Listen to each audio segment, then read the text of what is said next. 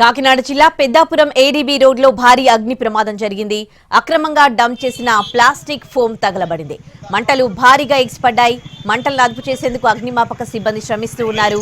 4 fire ఇంజన్ల సాయంతో మంటలార్పే ప్రయత్నం చేస్తూ ఉన్నారు. ప్రమాదం జరిగిన ప్రాంతానికి కొద్ది దూరంలోనే పెట్రోల్ బంక్ ఉండడంతో ఆందోళన వ్యక్తమవుతోంది.